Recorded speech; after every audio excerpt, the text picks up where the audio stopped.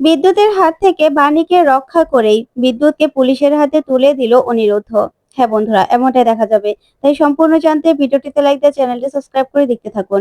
গল্পের শুরুতে দেখা যাবে দাদু বাণী অনিরুদ্ধকে ভুল বুঝে সেখান থেকে চলে যায়। ওইদিকে নকুল মৌলিকে গিয়ে ধরে আর বলে, শোনো মৌলি, মানে মৌলি সরকার, এই নকুল সরকারের মেয়ে। তুমি ভুলে যেও না যে আমি আমি সবটা জানি। আর তুমি কি করলে? অতগুলো নিরীহ মানুষের চাকরি খেয়ে দিলে। তার মধ্যে যে তোমার বাবাও নিরীহ, সেটা ভুলে গেছো? তোমার বাবার অবস্থাটাও কিন্তু ওই লোকগুলোর মতোই। আর তুমি কিনা তার মেয়ে হয়ে এরকম মানুষদের অসহায়ত্বের এভাবে এভাবে সুযোগ নিলে তুমি? আমি ভাবতে পারছি না। তুমি ভুলে যেও না, যেদিন তুমি ওই রাজপ্রাসাদ থেকে মাটিতে থুবড়ে পড়বে না, মুখ থুবড়ে পড়বে না, সেদিন তুমি বুঝতে পারবে যে তোমার তোমার অবস্থানটা কোথায়। তখন মৌলি বলে, চুপ করো, চুপ করো, তুমি কথা বলো না। তখন নকুল বলে, আমাকে আর চুপ করিয়ে কতদিন রাখবে? কতদিন রাখবে? একদিন তো সত্যিটা ঠিক ঠিক বাইরে চলে আসবে যে তুমি তুমি তোমার ভাগ্য গুণে ওই রাজপ্রাসাদে বসে আছো ঠিক, কিন্তু ওই রাজপ্রাসাদের মালিক কিন্তু তুমি নও। সেটা কিন্তু একদিন ঠিক সামনে চলে আসবে। তখনই নয়নতারা বলে, নকুল বাবা এসব কথা বলে না। তখনই মৌলি নকুলের পা চেপে ধরে আর বলে, আমি তোমার হাতে পায়ে ধরছি, কাউকে তুমি বলো না। তখন নকুল বলে, এই বলেই তো আমার মুখটা বন্ধ রেখেছো, কিন্তু কতদিন মুখটা বন্ধ রাখবে আমি জানি না। একদিন একদিন তো সামনে আসবেই। এই বলে নকুল চলে গেলে মৌলি মনে মনে বলে, তার আগে আমি বাণীকে শেষ করে দেব। দরকার হলে তোমাকেও শেষ করে দেব। এই দোলের দিনেই রক্ত দিয়ে হোলি খেলবো আমি, রক্ত দিয়ে কেউ আটকাতে পারবে না। এই বলে মৌলি হাসতে থাকে। তারপরে দেখা যাবে মৌলি বাড়িতে গিয়ে দাদুকে বলে, দাদু দাঁড়াও, তুমি আমাকে এইভাবে সবার সামনে কেন অপমান করলে? কেন আমার পোস্ট থেকে আমাকে সরিয়ে দিলে বলো তো? তখন দাদু বলে, তার আগে তুমি আমাকে বলো, আমাদের এত বছরের পুরনো এমপ্লয়ীদের তুমি কি করে ছাঁটাই করলে? সাহস কি করে পেলে? তোমাকে এত বড় সাহস কে দিয়েছে? তখনই মৌলি বলে, তুমি জানো ওদেরকে ছাঁটাই করার নানান রকম কারণ ছিল। আমি এমনি এমনি তো ওদেরকে ছাঁটাই করিনি। ওরা অনেক রকম দুর্নীতি করছিল। ওরা আমাদের নামে বদনাম করছিল সব জায়গায় গিয়ে। তোমার নামে, আমার বাবার নামে, আমাদের কোম্পানির নামে সব জায়গায় গিয়ে বদনাম করছিল। আর আমাদের সব গুরুত্বপূর্ণ যেই ডকুমেন্টস গুলো আছে সেগুলো আমাদের রাইভাল কোম্পানির কাছে গিয়ে বিক্রি করছিল। তোমরা জানো এরকমই করছিল। ওইদিকে নয়নতারা তাকিয়ে থাকে। তখন মৌলি বলে, সেই জন্যই ওদের নিমক হারামির ফল দিয়েছিলাম আমি এই ছাঁটাই করে। তখন ঈশানী বলে, তুমি মিথ্যা কথা বলছো। শোনো, ওনারা না অনেক পুরনো, অনেক বছরের পুরনো এমপ্লয়ি। ওরা কোনোদিনও আগে এরকম কিছু করেনি।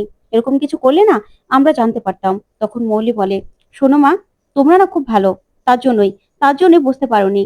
আমি যা করেছি একদম ঠিক কাজ করেছি। তার জন্যই দাদু আমার সঙ্গে এরকম করবে।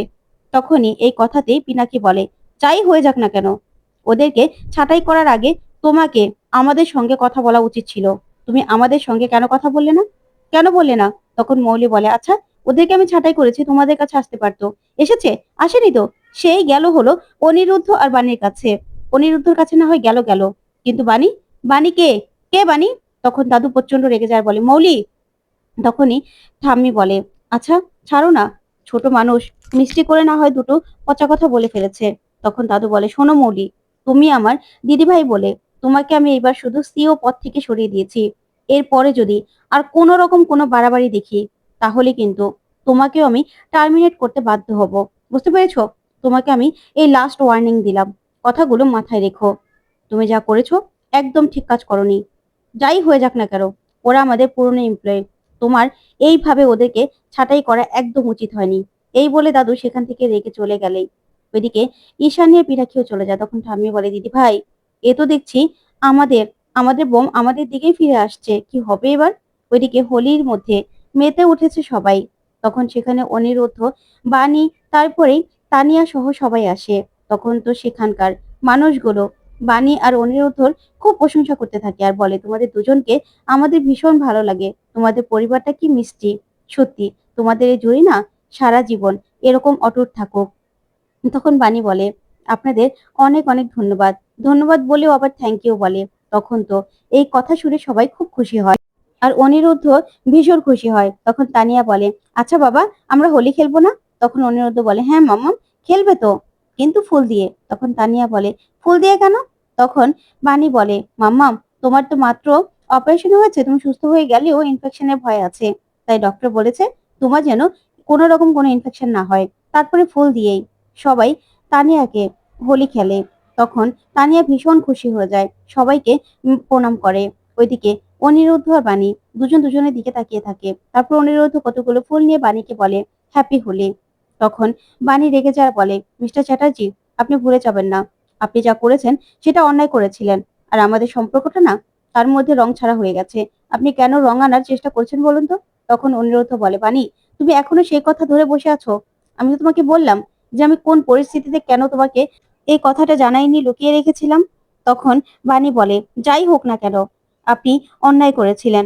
একজন মায়ের কাছ থেকে তার সন্তানের কোনো রকম কোনো অসুখ বা কোনো বিপদের কথা লুকিয়ে রাখতে হয় না। হ্যাঁ, আপনি স্বীকার করেছেন যে আপনি ভুল করেছেন। আপনি আপনি মাথা নত করেছেন। কিন্তু আপনি তো একবারও বলেননি যে আপনি অন্যায় করেছেন, আপনার এটা করা উচিত হয়নি, সেটা তো বলেননি। তখন অনিরুদ্ধ বলে, আসলে বাণী, তোমাকে বোঝানো যাবে না। তুমি যেটা বোঝো তুমি সেটাই বোঝো। তুমি আমাকে কোনোদিনও বোঝোনি, আর বুঝবেও না। তখন এই কথা বলেই অনিরুদ্ধ সেখান থেকে রেগে চলে যায়। তখন বাণী তাকিয়ে থাকে। ওইদিকে ছদ্মবেশে বিদ্যুৎ সেখানে চলে আসে দুজন লোক নিয়ে, আর বলে, শোন, আমাদের এই ভিড়ের মধ্যে কাজটা করতে হবে। তখন বহুরূপীদের একটা মুখোশ চুরি করে নেয় বিদ্যুৎ, আর বলে, শোন, এবার এবার এই যে আমাদের ভিড়ের মধ্যেই কাজগুলো করতে হবে। মৌলি ম্যাডাম আমাদেরকে কিন্তু কাজটা ঠিকঠাক মতো করতে বলেছে, যদি করতে না পারি না তাহলে কিন্তু হাজারটা কথা শোনাবে। এবার বাণীর রক্ত দিয়ে আমার আমার বাসর হবে। তখন এই কথাগুলো বলে বিদ্যুৎ বলে, ওই অনিরুদ্ধ চ্যাটার্জিকেও শেষ করে দিতে হবে। তখন ওর লোকেরা বলে, কিন্তু স্যার, আমরা অর্ডার তো পেয়েছি শুধু বাণীকে মারার জন্য, অনিরুদ্ধ চ্যাটার্জিকে তো নয়। তখন বিদ্যুৎ বলে, চুপ করতো। শোন, শুধু যে মৌলি ম্যাডামের অর্ডার পালন করবো তেমনটা নয়, ওই বাণীকে তো শেষ করবোই। ওই অনিরুদ্ধ আমার বউয়ের নতুন নাগর, আমার মেয়ের বাবা হয়েছে, তাই না? সুদ সমেত সবটা নিয়ে সে নিয়ে নেবে, সেটা তো হতে পারে না। তাই দুজনকে শেষ করে দেবো। আমি বাণীর কাছে যাচ্ছি, তোরা দুজন অনিরুদ্ধ চ্যাটার্জির কাছে যা। ভাগ্যে সেই বহুরূপীদের মুখোশটা পেয়েছিলাম। তখন এই কথা বলেই বিদ্যুৎ বহুরূপীদের মুখোশটা পরে নেয়। ওইদিকে দেখা যাবে হাতে একটা দাও নিয়ে নেয়। তারপরে সেখান থেকে বেরিয়ে পড়ে। ওইদিকে তানিয়া দাঁড়িয়ে আছে। তখন সাথী বলে, তানিয়া, যাও ওদের সঙ্গে গিয়ে নাচ করো, তোমার মা না কিচ্ছু বলবে না। আর তুমি একটু হাঁপিয়ে গেলে তখন না হয় চলে এসো। তখন বিদ্যুতের মাও তানিয়াকে বলে, হ্যাঁ দিদি ভাই, যাও, তুমি গিয়ে ওদের সঙ্গে নাচ করো, তোমার ভালো লাগবে। তারপরে তানিয়া গিয়ে নাচ করতে থাকে। ওইদিকে বাণী অনিরুদ্ধর দিকে তাকিয়ে থাকে। তারপরে দেখা যাবে তানিয়া বাণী আর অনিরুদ্ধকে একসঙ্গে দাঁড় করিয়ে রাখে। অন্যদিকে কুয়াশা ভিডিও করতে থাকে। তখনই চোখের সামনে শরবত দেখে ভান খেতে থাকে একের পর এক গ্লাস। ওইদিকে বাণী বাণী নাচে গানে মেতে ওঠে। তানিয়ার অনুরোধে বাণী সবার সামনে নাচ করতে থাকে। ঠিক তখনই সেখানে বহুরূপীদের মুখোশ পরে বিদ্যুৎ সেখানে ওর লোকদের নিয়ে পৌঁছে যায়। আর সঙ্গে সঙ্গেই বাণীর গলায় দা ধরে, যা দেখে যা দেখে সেখানে থাকা সবগুলো মানুষ চমকে যায়, ছোটাছুটি করতে থাকে। ওইদিকে বাণী চিৎকার করতে থাকে, মিস্টার চ্যাটার্জি বলে। তখন তো অনিরুদ্ধ বাণীকে বাঁচাতে আসবে, তখন অনিরুদ্ধর উপরও হামলা করে ওই দুইজন ব্যক্তি। আর এদিকে ভয় পেয়ে যায় তানিয়া। তখন বাণী বলে, মাম্মাম, তুমি সরো, মিস্টার চ্যাটার্জি, আপনি মাম্মামকে নিয়ে এখান থেকে চলে যান, আপনি আমার কথা ভাববেন না। কিন্তু অনিরুদ্ধ গুন্ডাদেরকে মারতে থাকে। ওইদিকে সাথী বলে, বেয়ান, আপনি আপনি তানিয়াকে নিয়ে আসুন। তখন বিদ্যুতের মা বলে, কিন্তু বেয়ান, আপনি একা থাকতে পারবেন? তখন সাথী বলে, আমি থাকতে পারবো, আপনি ভিড়ের মধ্য থেকে তানিয়াকে নিয়ে আসুন। তখন বিদ্যুতের মা বলে, আচ্ছা ঠিক আছে। তখনই বিদ্যুতের মা অনেক কষ্টে তানিয়ার কাছে গিয়ে পৌঁছে যায়। তারপরে গিয়ে জড়িয়ে ধরে আর বলে, দিদি ভাই, তুমি ঠিক আছো তো? তারপরে সাথীর কাছে তানিয়াকে নিয়ে চলে আসে। ওইদিকে লোকজন ছোটাছুটি করছে। হঠাৎ করে অনিরুদ্ধ গুন্ডাদেরকে মারছে। আর তখন একটা লোক ছুটে এসে সাথী আর বিদ্যুতের মায়ের মাঝখানে পড়ে।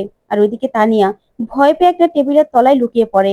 ওইদিকে তানিয়াকে খুঁজতে থাকে বিদ্যুতের মা আর সাথী, কিন্তু কিছুতেই তানিয়াকে খুঁজে পাচ্ছে না।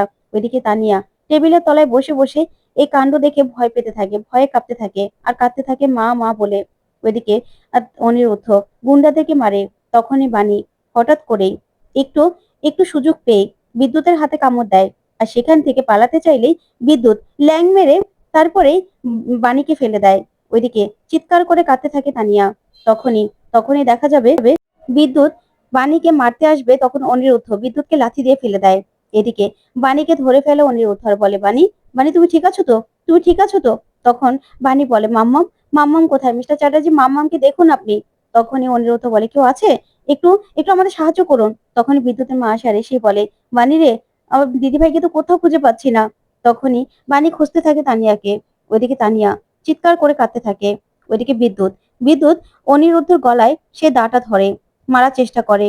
তখন তো তানিয়া চিৎকার করতে থাকে বাবা বাবা বলে। তখন অনিরুদ্ধ তানিয়াকে দেখতে পায় আর বলে, প্রিন্সেস তুমি এখান থেকে সরে যাও তুমি। তখন তানিয়া চোখ বন্ধ করে থাকে, ভাবে যে অনিরুদ্ধর গলা কেটে গেছে। তো বন্ধুরা, কেমন লাগলো আজকের আপডেট? কমেন্ট করে জানাও। ধন্যবাদ।